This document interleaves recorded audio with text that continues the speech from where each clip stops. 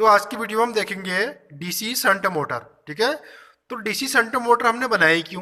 क्योंकि पहले हमने कौन सी मोटर बनाई थी यहाँ पर, डीसी सीरीज मोटर।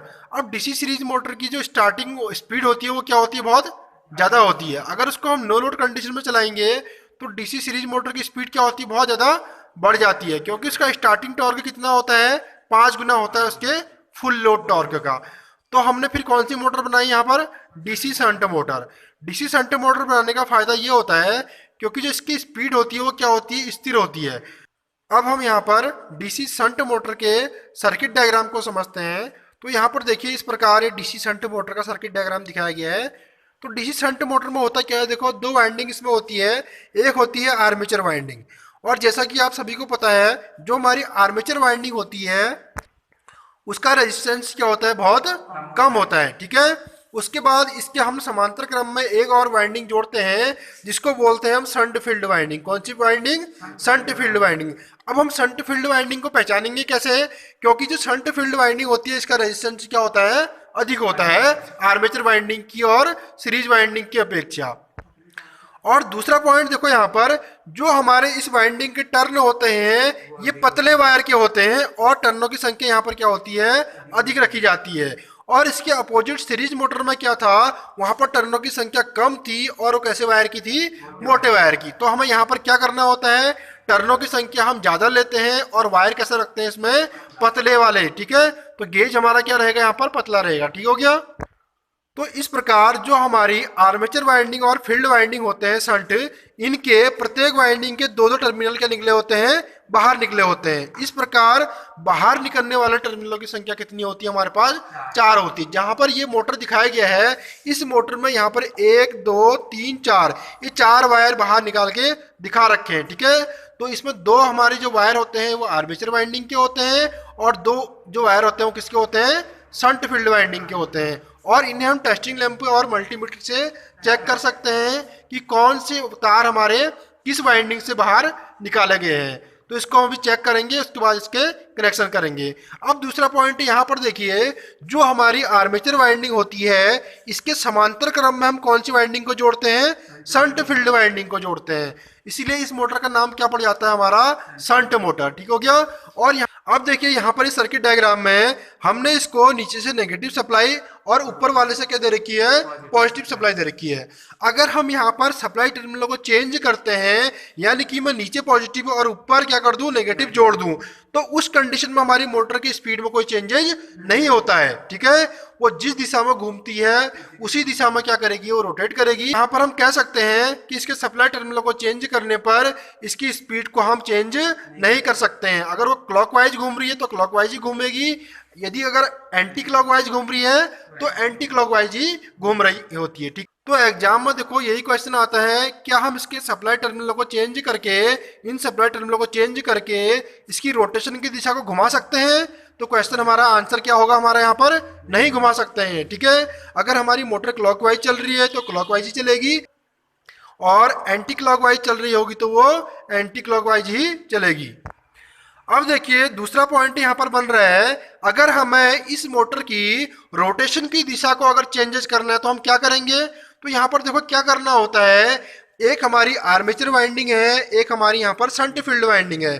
तो हम क्या करते हैं, इन दोनों में से हम किसी के भी टर्मिनलों को आपस में क्या कर देंगे, चेंज कर देंगे, मगर केवल हमें एक ही वाइंडिंग के करने होते हैं। अब यहाँ पर देखिए, जैसा कि मेरा यहाँ पर आर्मेचर वाइंडिंग में 2 पॉइंट है, एक है A1 सिरा, एक है इसका A2 सिरा।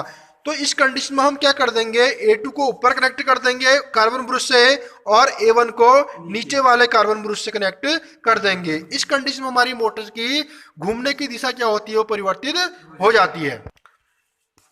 अब अगर हम इसी प्रकार से शंट फील्ड वाइंडिंग के टर्मिनलों को भी चेंज कर दें तो हमारी मोटर में कोई चेंजेज नहीं आएगा, क्योंकि हमें या तो शंट फील्ड वाइंडिंग के टर्मिनलों को चेंज करने होते हैं या तो आर्मेचर के, दोनों में से किसी एक के ही टर्मिनलों को हमें चेंज करने होते हैं।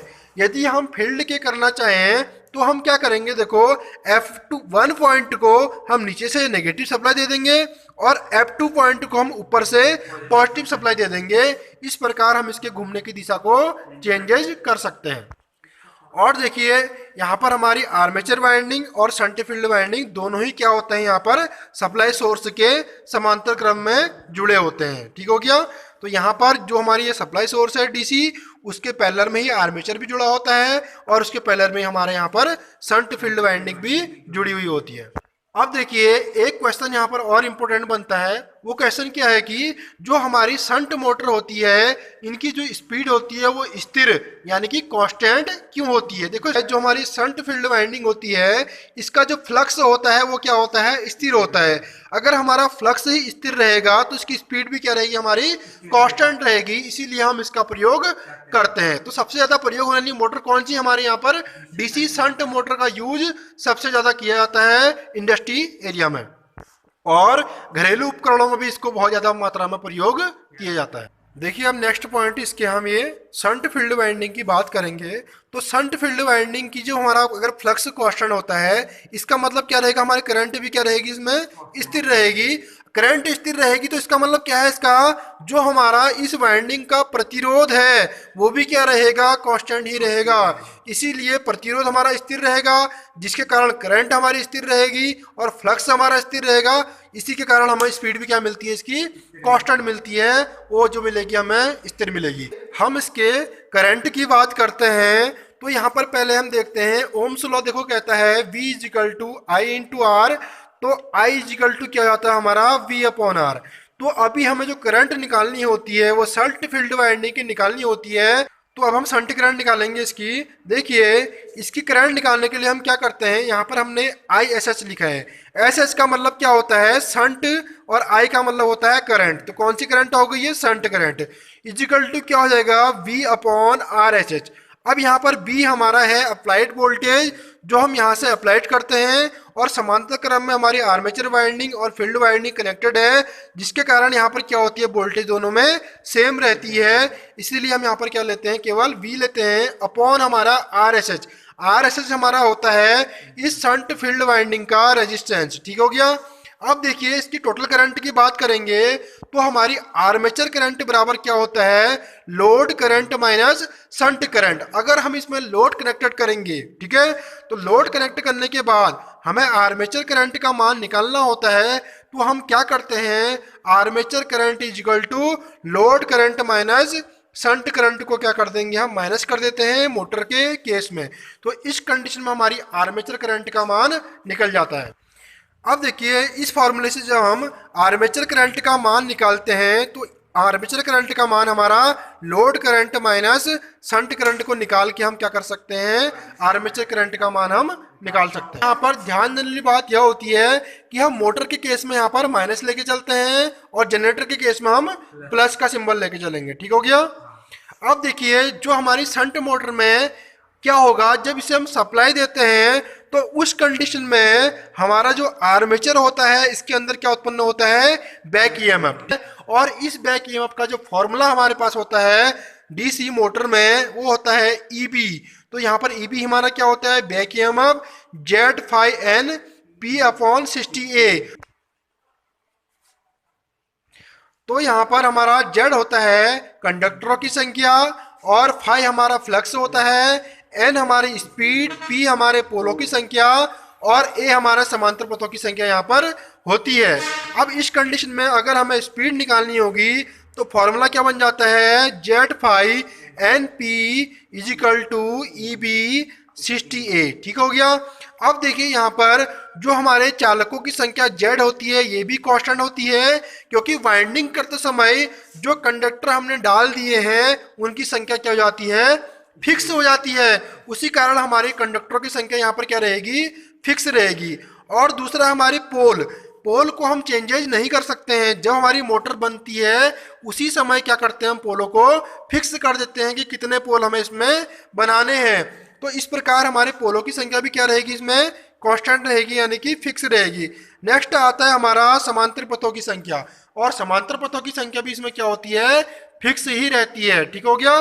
तो इसलिए हमारा जो फॉर्मूला बनता है स्पीड का वो हो जाएगा एन बराबर ई बी अपॉन 5, क्योंकि मोटर की स्पीड भी स्थिर नहीं रहती है, बैक ईएमएफ भी स्थिर नहीं रहता है, और फ्लक्स भी स्थिर नहीं रहता है। थोड़ा बहुत चेंजेस इसमें आते रहते हैं। एकदम ज्यादा फ्लक्चुएशन नहीं आता है शंट मोटर में, थोड़ा बहुत क्या होता है इसमें घटाव बढ़ाव चलते रहता है। तो थोड़ा बहुत इसमें फ्लक्चुएशन क्या होता है, चलते रहता है। तो यहाँ पर हमारा जो स्पीड होता है वो यहाँ पर डायरेक्टली प्रोपोर्शनल किसके होता है, बैक ईएमएफ के। क्लियर हो गया। अब देखिए बैक ईएमएफ का फॉर्मूला जो होता है वो होता है V minus I A into R A. V हमारी अप्लाइड वोल्टेज होती है और आई ए और आर ए यहाँ पर इस आर्मेचर वाइंडिंग के प्रतिरोध और इसका क्या होता है, करंट होता है। क्लियर हो गया। तो बैक ईएमएफ का फॉर्मूला में क्या हो जाएगा, V minus I A into R A. तो यहाँ पर बात आती है कि बैक ईएमएफ में हमने केवल आई ए और आर ए ही क्यों लिया, शंट के रेजिस्टेंस और शंट के करंट को क्यों नहीं लिया। तो यहाँ पर जो आंसर बनता है, क्योंकि जो हमारा बैक ईएमएफ उत्पन्न होता है वो केवल आर्मेचर में ही उत्पन्न होता है और बैक ईएमएफ हमारा शंट वाइंडिंग में नहीं होता है, इसीलिए हम यहाँ पर क्या लेते हैं, आई ए इंटू आर ए। और यहाँ पर देखिए जो अप्लाइड वोल्टेज हम देते हैं उसके कारण यहाँ पर क्या उत्पन्न होता है, बैक ईएमएफ उत्पन्न होता है। और यह बैक ईएमएफ जो होता है हमारा अप्लाइड वोल्टेज से क्या होता है, हमेशा कम होता है, इसीलिए हम यहाँ पर किस साइन का प्रयोग करते हैं, माइनस के साइन का प्रयोग करते हैं। क्लियर हो गया इतना। अब देखिए जो n हमारा स्पीड है, स्पीड का फॉर्मूला यहाँ पर क्या बन जाएगा, v minus I A into R A upon 5। और v minus I A into R A क्या है हमारा, यहाँ पर इस बैक ईएमएफ का की वैल्यू है। तो यहाँ पर हमने बैक ईएमएफ की वैल्यू की जगह क्या रख दिया, उसका पूरा मान रख दिया है। और इस प्रकार हमारा एक नया फॉर्मूला और तैयार होता है, वो होता है स्पीड n बराबर back EMF upon k into flux. अब यहाँ पर k क्यों लगाया हमने, क्योंकि हमारा फ्लक्स क्या होता है यहाँ पर कांस्टेंट होता है, इसीलिए हम यहाँ पर इसको k से डिनोट करते हैं। तो इस प्रकार आप इसके सर्किट डायग्राम को समझ चुके होंगे। तो अब हम इसके टॉर्क की बात करेंगे। तो हमारा ये जो डीसी शंट मोटर होता है इसका जो स्टार्टिंग टॉर्क होता है, ठीक है, वो फुल लोड टॉर्क का केवल 1.5 गुना होता है, जिसे हम 1.5 लिखते हैं। क्या लिखते हैं, 1.5। और सीरीज मोटर का टॉर्क कितना था, यहाँ पर 5 गुना टॉर्क होता है हमारी सीरीज मोटर का। और इसका टॉर्क क्या होता है, बहुत कम होता है। तो सीरीज मोटर में हम क्या करते हैं, हम लगाते हैं उसमें क्या लगाते हैं, लोड। ठीक है। तो सीरीज मोटर में लोड लगाने से क्या होता है, उसकी स्पीड कम हो जाती है, क्योंकि टॉर्क हम क्या करते हैं, बढ़ जाता है। तो जिस प्रकार अब हम बात करते हैं यहाँ पर शंट मोटर की, तो शंट मोटर का टॉर्क बहुत कम होता है, इसीलिए हम इसको बिगर लोड के भी चला सकते हैं। इतना क्लियर हो गया। अब हमारी जो सीरीज मोटर होती है, ठीक है, अब हमारी जो सीरीज मोटर होती है उसका जो टॉर्क होता है वो कितना गुना होता है, फुल लोड टॉर्क का 5 गुना होता है। ठीक है। और स्टार्टिंग में उस मोटर की स्पीड क्या होती है, बहुत ज़्यादा होती है। तो हम क्या करते हैं, सीरीज मोटर में स्टार्टिंग में लोड लगाते हैं, जिसके कारण हमारा टॉर्क बढ़ जाता है लोड लगाने से, और हमारी मोटर की स्पीड क्या होती है, कम हो जाती है, जिससे हमारी सीरीज फील्ड वाइंडिंग उखड़ने से क्या होती है, बच जाती है। और यहाँ पर क्या है, हमें लोड लगाने की कोई आवश्यकता नहीं पड़ती है, क्योंकि इसकी स्पीड कम रहती है और क्या रहती है, वो कांस्टेंट भी रहती है। ठीक है। तो इस प्रकार सबसे ज़्यादा हम यूज किसको मोटर को कर रहे हैं, अपनी डीसी शंट मोटर को कर रहे हैं। क्लियर हो गया इतना। अब हम इसके थोड़ा आकार की बात कर लेते हैं। तो इसका जो साइज जो होता है थोड़ा सा बड़ा होता है एसी मोटर की अपेक्षा। अब आकार बड़ा क्यों होता है, देखिए जो हमारी डीसी शंट मोटर होती है इसके आर्मेचर में भी वाइंडिंग होती है और फील्ड में भी वाइंडिंग होती है, बल्कि जो हमारी इंडक्शन मोटर होती है उसका केवल फील्ड में ही वाइंडिंग होता है, उसके रोटर में कोई वाइंडिंग नहीं होता है। अब यहाँ पर इसके 2 वाइंडिंग होने के कारण इसका आकार और इसके मूल्य क्या होते हैं, थोड़ा सा बढ़ जाता है। अब देखो एग्जाम पॉइंट व्यू में एक क्वेश्चन आता है, क्वेश्चन ये पूछता है कि हमारे पास एक इंडक्शन मोटर और एक डीसी मोटर, ठीक है, दोनों समान क्षमता के हैं, तो किसका आकार और मूल्य यहाँ पर ज़्यादा होगा, मूल्य और आकार बड़ा होगा। तो यहाँ पर हमारी डीसी मोटर का आकार क्या होता है, बड़ा होता है, और इसका मूल्य भी क्या होगा, ज़्यादा होगा। किस कंडीशन में, जब हमारी एसी मोटर और डीसी मोटर दोनों समान क्षमता की होनी चाहिए। यहाँ पर क्लियर हो गया। अब इसके मूल्य महंगे क्यों हैं, क्योंकि इसके आर्मेचर में भी वाइंडिंग होती है और इसमें एक कम्यूटेटर भी लगा रहता है, जिसके कारण इसका आकार भी बढ़ जाता है और इसके मूल्य भी क्या होते हैं, बढ़ जाते हैं, और दूसरा इसका क्या है, फील्ड में भी वाइंडिंग होती है। तो यहाँ पर हम इसकी विशेषताओं की बात करेंगे। तो डीसी शंट मोटर की सबसे बड़ी विशेषता क्या होती है बताइए एक बार। क्योंकि इसकी स्पीड क्या रहती है, स्थिर रहती है, यानी कि कांस्टेंट रहती है। क्लियर हो गया, तो इसीलिए हम इसका प्रयोग करते हैं। अब दूसरी विशेषता इसकी देखिए, जो इसे स्टार्टिंग टॉर्क चाहिए होता है, किसकी बात कर रहे हैं हम, स्टार्टिंग टॉर्क की, वो कितना चाहिए होता है ये हम आपको बता रहे हैं, वो भी प्रैक्टिकली। तो इसकी टॉर्क की जब बात करते हैं, देखो कितना टॉर्क इसे चाहिए होता है, ठीक है। तो स्टार्टिंग में जब इसको घुमा रहे हैं, देखो तो घुमाने में क्या होता है, इसको एक हल्के से टॉर्क की आवश्यकता पड़ती है, क्योंकि इसमें क्या लगे रहते हैं, बेरिंग लगे रहते हैं, एंड प्लेट लगी है। तो घूमने में कुछ ना कुछ ताकत तो इसको लगेगी ही लगेगी। तो जितना स्टार्टिंग में इसकी यांत्रिक क्षति होती है, यानी कि जो मैकेनिकल लॉस होता है, उतने को कवर करने के लिए हमें इसको क्या चाहिए, टॉर्क चाहिए होता है। बाकी हम इसमें एक्स्ट्रा टॉर्क की आवश्यकता नहीं पड़ती है स्टार्टिंग में। क्लियर हो गया, क्योंकि हमारा इस मोटर का स्टार्टिंग टॉर्क कितना होता है, केवल 1.5 गुना होता है फुल लोड टॉर्क का। तो अब हम इसकी कैरेक्टरिस्टिक की बात करते हैं। तो कभी भी हमें मोटर का कैरेक्टरिस्टिक निकालने के लिए 3 चीज़ों की आवश्यकता पड़ती है। पहला हमारे यहाँ पर क्या होता है, स्पीड, दूसरा हमारी मोटर के लिए लोड, और तीसरा हमारा टॉर्क। हमारी इस मोटर की स्पीड कितनी है, और इसमें हमने लोड कितना कनेक्ट कर रखा है, और उस लोड को घुमाने के लिए हमें कितनी टॉर्क की आवश्यकता है। तो 3 चीजों से हम इसकी क्या करते हैं, इसके कैरेक्टरिस्टिक को क्या करते हैं, ज्ञात करते हैं। अब देखिए, जो हमारा स्पीड, लोड और टॉर्क है, इन 3 चीजों से हम क्या करते हैं, यहाँ पर 3 सेट बनाते हैं। और 3 सेट कब बनते हैं, देखिए 2 का हमेशा एक सेट बनाने पड़ते हैं। इस प्रकार इन 3 चीजों से हम कितने सेट बना सकते हैं, केवल 3 सेट। पहला देखिए स्पीड और लोड का, तो पहली कॉम्बिनेशन कौन सा हो गया हमारा, स्पीड और लोड का। सेकंड जो हमारा बनता है वो टॉर्क और लोड का हो गया है, और थर्ड जो बनता है हमारा वो स्पीड और टॉर्क का। इस प्रकार इसकी कैरेक्टरिस्टिक कितने होते हैं, 3 होते हैं। तो हम पहले बात करेंगे सबसे पहले इसकी स्पीड और इसके लोड की। क्लियर, ये एन हमारा इसकी स्पीड हो गया है, और आई एल यानी कि लोड करंट हमारा क्या हो गया, इसका लोड हो गया। जैसे जैसे हम इसमें देखिए यहाँ पर से इस साइड को लोड को बढ़ाते जाते हैं, तो इसकी स्पीड में थोड़ा सा क्या होती है, कमी होती है। क्योंकि देखिए हमारी जो शंट मोटर होती है, वैसे इसकी स्पीड क्या होती है, कांस्टेंट होती है, मगर लोड को बढ़ाने पर इसकी स्पीड देखिए थोड़ा सा क्या होती है, झुक जाती है, यानी कि घट जाती है। तो हमारा कर्व यहाँ पर थोड़ा सा क्या होता है, झुक जाता है, जिसके कारण हमारी स्पीड थोड़ा सा क्या होती है, इसमें कम हो जाती है। एकदम ज्यादा कम नहीं होती है, थोड़ा बहुत उसमें अंतर आ जाता है। देखो इस कंडीशन में ये हमारा ए कंडीशन है, ये हमारी बी कंडीशन है। तो ए से थोड़ा क्या होती है, झुक के हमारी कंडीशन कहाँ आ जाती है, बी में आ जाती है। किस कंडीशन में, जब हम इस मोटर में एकाएक क्या करते हैं, लोड को बढ़ाते हैं। क्योंकि जो हमारी ये मोटर होती है डीसी शंट मोटर, इसकी जो स्पीड होती है वो नो लोड से लेके फुल लोड तक जाने में थोड़ा क्या हो जाती है, कम हो जाती है। नो लोड स्पीड में थोड़ा ज़्यादा रहती है, जैसे हम लोड को ऐड करते हैं तो स्पीड थोड़ा कम हो जाती है। दूसरे कैरेक्टरिस्टिक की बात करेंगे तो वो होता है हमारा टॉर्क और लोड का। ठीक है, टॉर्क और लोड की दूसरी कंडीशन आती है। और टॉर्क और जो हमारा लोड करंट का कैरेक्टरिस्टिक यहाँ पर बनता है, वो एक सीधी रेखा के रूप में बनता है। कैसा बनता है, केवल सीधी रेखा के रूप में, क्योंकि जो हमारा फ्लक्स होता है वो क्या होता है, स्थिर होता है, कांस्टेंट होता है।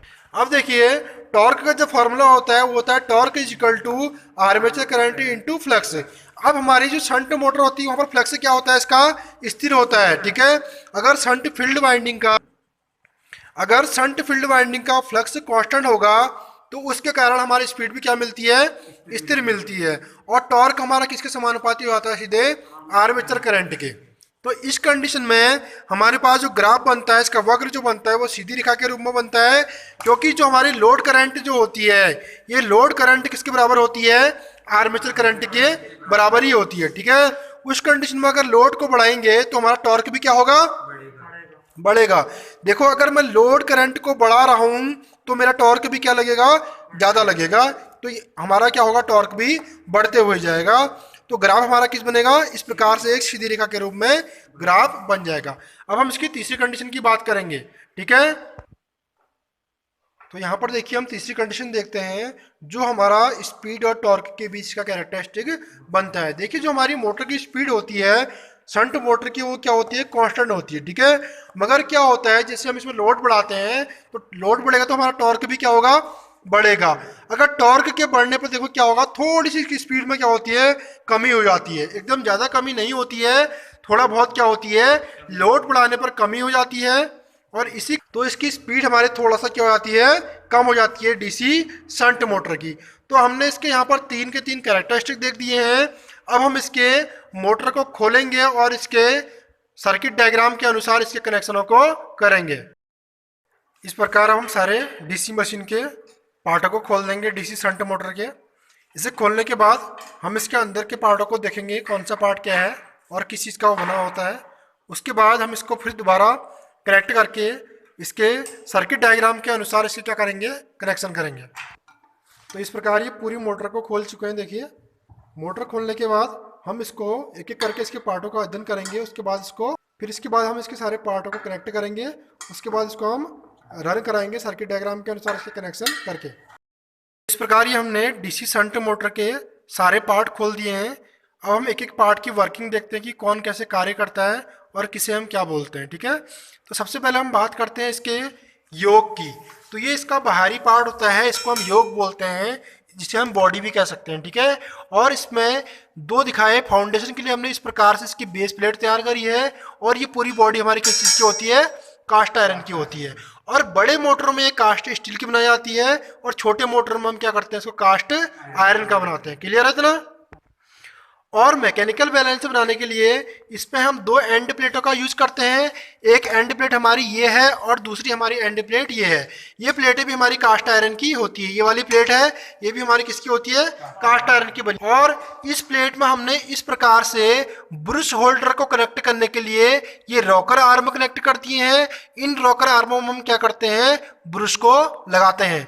कार्बन ब्रुश को इसी में कनेक्ट किया जाता है।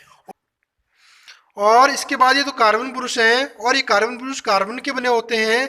इनका काम होता है आर्मेचर के कम्यूटर के सेगमेंट के साथ सप्लाई देना। ठीक है, तो मोटर में, और ये हमारे कार्बन ब्रुश हैं, ये कार्बन ब्रुश कार्बन के बने होते हैं। इनका काम होता है हमारे कम्यूटेटर को सप्लाई देना। तो कम्यूटर को ये सप्लाई देते हैं यहाँ से, और वो सप्लाई कहाँ पहुँचती है, हमारी आर्मेचर में पहुँचती है। इतना क्लियर हो गया है? उसके बाद इसका नेक्स्ट पार्ट आता है हमारा फील्ड वाइंडिंग। तो जो हमारी ये बॉडी दिखाई गई है, ठीक है, इस बॉडी की इस भाग और इस भाग में हम क्या कनेक्ट करते हैं, पोल शू कनेक्ट करते हैं। ठीक है, इन पोल शू में ही हम क्या कर देते हैं, वाइंडिंग करते हैं। जो वाइंडिंग हमने इस प्रकार से ये खोल रखी है। अब देखिए, ये हमारे पोल शू हैं। तो दो पोल शू हमने यहाँ पर यूज कर रखे हैं। एक को हम नॉर्थ पोल के लिए यूज करते हैं, एक को साउथ पोल के लिए यूज करते हैं। क्लियर हो गया इतना? और ये पोल शू जो हमने यहाँ पर बना रखे हैं, ये सिलिकॉन स्टील की पत्तियों से बने होते हैं। किसके बने होते हैं? सिलिकॉन स्टील की पत्तियों से बने होते हैं। और इनको रिविट द्वारा हम क्या कर देते हैं, आपस में टाइट करते हैं। सिलिकॉन स्टील का बनाने का इनका फायदा यह होता है, इससे हमारा हिस्टेरिसिस लॉस क्या हो जाता है, कम हो जाता है। तो हिस्टेरिसिस लॉस को रिड्यूस करने के लिए हमने यहाँ पर इनको पत्ती के रूप में बनाया है। अब हमारा सेकंड, हम इसको क्या करते हैं, लेमिनेशन करते हैं। लेमिनेशन करने का फायदा हम क्या करते हैं, यहाँ पर जो हमारी एडी करंट लॉसेस होती है उसको रिड्यूस करने के लिए हम क्या करते हैं, यहाँ पर लेमिनेशन करते हैं, जिससे हमारे एडी करंट लॉस क्या होते हैं, समाप्त हो जाते हैं। और इस प्रकार जो हमारी ये वाइंडिंग है, फील्ड वाइंडिंग, इस फील्ड वाइंडिंग को हम इन कोरों के ऊपर कर देते हैं। इसके बाद ये हमारा फील्ड वाइंडिंग होती है। फील्ड वाइंडिंग में हम super enamel copper coated wire का यूज करते हैं। और वाइंडिंग करने के बाद एक पोल हमारा इस पे बनता है, एक पोल हमारा इस पे बनता है। तो इस पे भी एक वाइंडिंग करते हैं, इस पे भी एक वाइंडिंग करते हैं। अब वाइंडिंग करने के बाद क्या होगा, एक पोल इस पर तैयार होगा हमारा, एक पोल इस वाले कोर में तैयार होगा। इनमें देखिए, हम दो वाइंडिंग करते हैं, दो वाइंडिंगों के हमें कितने सिरे मिलते हैं, यहाँ पर 4 सिरे। और उन 4 सिरे को हम इस प्रकार कनेक्ट करते हैं, देखिए, कि हमें एक पर हमारा नॉर्थ पोल बनेगा, एक पर हमारा साउथ पोल बनेगा। इतना सबका क्लियर है? उसके बाद हमारा नेक्स्ट पार्ट आता है आर्मेचर। आर्मेचर जो हमारा बीच में रोटेट करता है उसे हम आर्मेचर बोलते हैं। आर्मेचर में देखिए कौन कौन से पार्ट होते हैं। तो आर्मेचर की जो हमारी शाफ्ट होती है, इस शाफ्ट में हम इस प्रकार के दो बॉल बेरिंग कनेक्ट करते हैं, एक इस साइड और एक उस साइड। इस बॉल बेरिंग का काम होता है एंड प्लेटों के साथ कनेक्ट होना और मैकेनिकल बैलेंस बना के उसके अंदर रोटेट कराने में उसको मदद करना। नेक्स्ट पॉइंट हमारा यहाँ पर आता है कम्यूटेटर। तो कम्यूटेटर जो होता है हमारा ये हार्ड कॉपर का बना होता है। इसका काम होता है एसी को डीसी में कन्वर्ट करना और डीसी को एसी में कन्वर्ट करना। ये कम्यूटेटर हमारा एज ए रेक्टिफायर भी यूज कर सकते हैं, इसको एज ए इन्वर्टर भी इसको हम यूज करते हैं। और जो देखिए इसमें इस प्रकार के कम्यूटेटर सेगमेंट बनाए गए हैं और इनके ये वाले पॉइंट जो दिखाई दे रहे हैं हमको, इस पॉइंट का नाम होता है, और इस पॉइंट का नाम यहाँ पर होता है राइजर। तो राइजर का काम होता है जो इसमें वाइंडिंग के टर्मिनल निकलते हैं उसको हम सोल्डरिंग की सहायता से और इसे क्या करते हैं, इस साइड को मोड़ देते हैं। उसके बाद नेक्स्ट पार्ट आता है हमारा यहाँ पर वाइंडिंग। तो ये हमने वाइंडिंग कर रखी है इसके अंदर। उसके बाद हमारी जो वाइंडिंग होती है, इस वाइंडिंग को हम इस सिलिकॉन स्टील की जो पत्तियों के हमने कोर बना रखे हैं, इसके अंदर देखो इस प्रकार के स्लॉट है। हमारे पास 3 स्लॉटों का हम यूज करते हैं। एक स्लॉट हमारे होते हैं फुल क्लोज, एक होते हैं सेमी क्लोज, एक होते हैं हमारे ओपन। तो सबसे ज्यादा यूज होने वाले स्लॉट कौन से होते हैं, सेमी क्लोज, जिनको बोलते हैं अर्धबंद। ठीक है, तो ये हमारे सेमी क्लोज स्लॉट हैं। इन स्लॉटों के अंदर हम क्या करते हैं, वाइंडिंग करते हैं कॉपर की। ठीक है, ये कॉपर वाइंडिंग हमने कर रखी है। अब देखिए इस वाइंडिंग में जिस साइड इसके कनेक्टिंग सिरे निकले होते हैं इसको हम बोलते हैं फ्रंट एंड साइड, और जिस साइड में वायर को इस प्रकार मोड़ा जाता है इसे बोलते हैं हम बैक एंड साइड। इतना क्लियर है। और जो हमारा इन स्लॉटों के बीच में रहता है, ठीक है, इस एरिया में, उसको क्या बोलते हैं हम, एक्टिव साइड। क्लियर हो गया। जो स्लॉटों के बीच में रहेगा उसे क्या बोलेंगे, एक्टिव साइड। अब यहाँ पर सबसे बड़ा क्वेश्चन आता है कि इसे हम एक्टिव साइड क्यों कहते हैं। एक्टिव साइड कहने का कारण इसमें ये होता है कि यहाँ पर हमारा क्या उत्पन्न होता है, और जो हमारा ये एक्टिव साइड होता है इनके बीच में हमारा उत्पन्न होता है ईएमएफ। ईएमएफ उत्पन्न होने के कारण ही इसे हम क्या बोलते हैं, एक्टिव साइड कहते हैं। अब क्वेश्चन आता है कि एक्टिव साइड में ही ईएमएफ क्यों उत्पन्न होता है, फ्रंट एंड साइड और बैक एंड साइड में ईएमएफ उत्पन्न क्यों नहीं होता है। ये बहुत बड़ा क्वेश्चन हमारे लिए यहाँ पर बन जाता है। अब देखिए इसका कारण। अब देखिए ये हमारे क्या है, देखो पोल शू है, और पोल शू जो होते हैं हमारे इसके संपर्क में होते हैं विदाउट टचिंग के, इनके बीच में एयर गैप रहता है। अब देखिए जो हमारा फ्लक्स करता है केवल एक्टिव साइड में ही करता है, जिसके कारण हमारा ईएमएफ जो प्रोड्यूस होता है वो कहाँ होता है, केवल एक्टिव साइड में ही उत्पन्न होता है। इसका मेन कारण क्या है, क्योंकि इतने ही एरिया में हमारा क्या कटेगा, फ्लक्स कटेगा। एक बार इसकी इस पार्ट को दिखाइए आप। देखो ये हमारा पोल शू है, जो इस प्रकार से हम इसको अर्ध गोलाकार बनाते हैं और इसे इस प्रकार लगाना होता है कि इन दोनों के बीच में क्या हो, एक फिक्स एयर गैप रहे। उसके बाद नेक्स्ट पार्ट इसका आता है ये फैन। इस फैन का काम होता है इस वाइंडिंग को ठंडा करना। तो फील्ड वाइंडिंग को भी ठंडा करता है और आर्मेचर वाइंडिंग को भी ये ठंडा करता है। और इस पार्ट को बोलते हैं हम रोटर। 2 पार्ट इसके होते हैं, एक स्टेटर होता है और एक रोटर होता है। ठीक है, तो इस पार्ट को हम क्या बोलते हैं, आर्मेचर। क्लियर हो गया। तो 2 वाइंडिंग इसमें हो गई है, एक आर्मेचर वाइंडिंग और एक फील्ड वाइंडिंग। फिर नेक्स्ट पार्ट जो होता है इसका ये शाफ्ट है। इस शाफ्ट को हम किसका बनाते हैं बताइए, माइल्ड स्टील का। अब देखिए यहाँ पर होता क्या है, जो हमारी ये फील्ड वाइंडिंग होती है इसका रेजिस्टेंस हाई होता है और जो आर्मेचर वाइंडिंग होती है इसका रेजिस्टेंस लो होता है।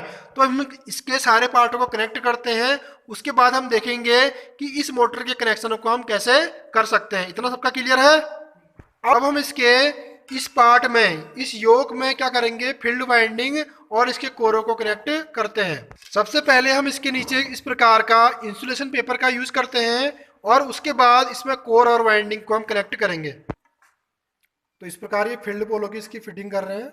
फील्ड पोल फिटिंग करने के बाद हम इसमें आर्मेचर और इसके एंटी प्लेटों को कनेक्ट करेंगे। अब इस प्रकार इसके आर्मेचर को कनेक्ट कर रहे हैं। देखिए, तो आर्मेचर कनेक्ट करते समय हमें ध्यान देना है जिस साइड इसके टर्मिनल निकले हुए हैं उस साइड हमारे कंप्यूटर की साइड होनी चाहिए। तो इस प्रकार सारी मोटर को असेंबल कर रहे हैं। असेंबल करने के बाद इसके कनेक्शन करेंगे हम। तो देखिए इस प्रकार ये मोटर बनकर तैयार हो चुकी है। अब हम इसके टर्मिनलों की पहचान करेंगे कि कौन से इसके आर्मेचर वाइंडिंग के टर्मिनल है और कौन से इसके शंट फील्ड वाइंडिंग के टर्मिनल है। अब देखिए सर्किट डायग्राम के अनुसार इसके 4 वायर बाहर निकले हुए हैं, उसमें 2 आर्मेचर के हैं और 2 फील्ड के हैं। अब इनकी पहचान करेंगे हम कि कौन सा आर्मेचर का है और कौन सी फील्ड वाइंडिंग का है। तो पहचान करने के लिए इस प्रकार एक सीरीज टेस्टिंग बोर्ड का हम यूज करते हैं, जिसके क्या होता है, देखो दोनों वायरों का आपस में लगाने से इस प्रकार ये लैंप जलता है। ठीक हो गया। अब देखिए यहाँ पर 4 इसके वो दिखाई दे रहे हैं टर्मिनल। तो 4 टर्मिनल में क्या होता है, जो हमारे आर्मेचर वाइंडिंग होगी, आर्मेचर वाइंडिंग का रेजिस्टेंस बहुत कम होता है, उस कंडीशन में हमारे इस लैंपों को क्या होना चाहिए, फुल ग्लो करना चाहिए। और जो हमारा यहाँ पर शंट फील्ड वाइंडिंग होती है उसका रेजिस्टेंस बहुत हाई होता है, उस कंडीशन में हमारा लैंप हल्का जल भी सकता है। अगर नहीं जलेगा तो इन पॉइंटों में क्या होनी चाहिए, वहाँ पर हल्की स्पार्किंग होनी चाहिए। हम देखिए सीरीज टेस्टिंग लैंप के एक सिरे को हम इन चारों टर्मिनलों में से किसी एक टर्मिनल में कनेक्ट करते हैं। देखो इस प्रकार हम कनेक्ट कर चुके हैं, और दूसरे वायर को हम एक एक करके इसमें चेक करेंगे। देखो पहले वायर में चेक करने में हमारा लैंप नहीं जला है, अब इसको दूसरे में चेक करिए, देखो फिर भी हमारा लैंप नहीं जला। अब थर्ड वाले पॉइंट में लगाइए इसको, देखो यहाँ पर हमारा लैंप ग्लो कर रहा है। इसका मतलब क्या है कि देखो लैंप हमारी की रोशनी क्या है, इसकी बहुत ज़्यादा हो रही है। तो इसका मतलब ये टर्मिनल हमारे आर्मेचर वाइंडिंग के हो गए हैं।